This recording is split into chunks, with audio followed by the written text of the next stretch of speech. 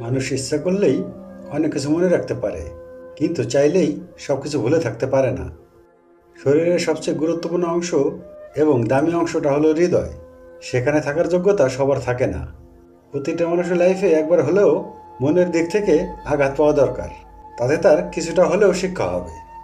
একজন ভালো চরিত্রের মানুষ আপনাকে ভালোই ভাববে, আর একজন খারাপ চরিত্রের মানুষ আপনাকে খারাপই ভাববে। কারণ যার চিন্তা যেমন, তার ভাবনাও তেমন। নারীকে ছুঁতে পারা সাধনার বিষয়। শরীর ছুঁয়েই যে পুরুষ বলে নারীকে ছুঁয়েছি, সে নির্বোধ।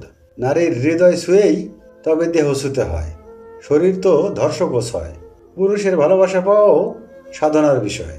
দেহদানের পরেই যে নারী বলে পুরুষের ভালোবাসা পেয়েছি, সে নির্বোধ। পুরুষের বিশ্বাস ছুঁয়েই দেহ ছুঁতে হয়। শরীর তো পতিতাও দেয়। ঝগড়ার সময় মাথা ঠান্ডা রেখে কথা বলা উচিত। মনে রাখবেন, ঝগড়া হয়তো একসময় মিটে যাবে, কিন্তু হৃদয় চিরে রক্তক্ষরণের মতো বলা কথা কোনোদিন মিটে না।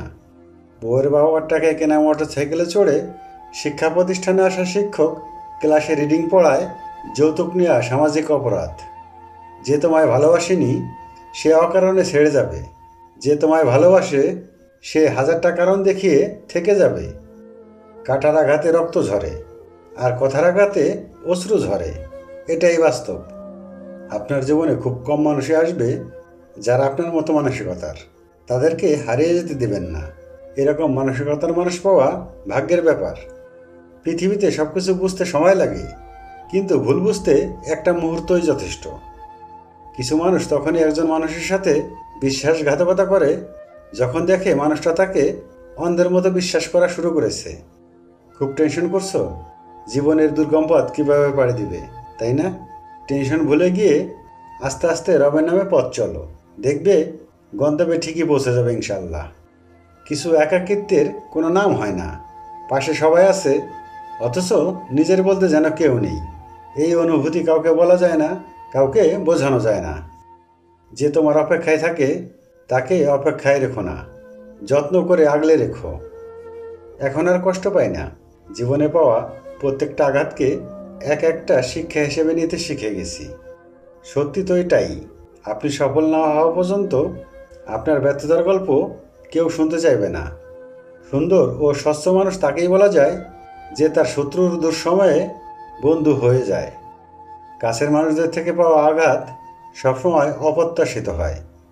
ব্যস্ততার মাঝে মানুষ যেটি হারিয়ে ফেলে সেটি সময়, ক্লান্ত হলে যেটি হারিয়ে ফেলে সেটি শক্তি, আর স্বার্থের মধ্যে যেটি হারিয়ে ফেলে সেটিই মনুষ্যত্ব।